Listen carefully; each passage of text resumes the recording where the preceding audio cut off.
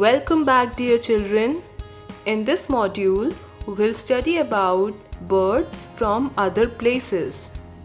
Basically, when the weather conditions are not approving and not fit to survive on the particular place, so birds migrate or move from one place to another. Such birds are known as migratory birds. Children, let us try to understand the concept of migratory bird with an example. The Siberian crane is a migratory bird. It migrates or moves from Siberia when it is very much cold there and fly to India, which is comparatively warm.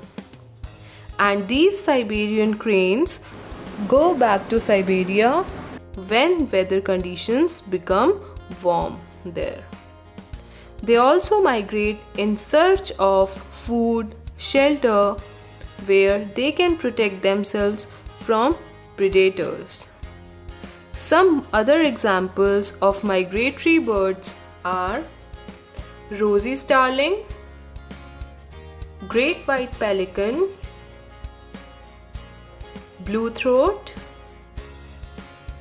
and bar-headed goose.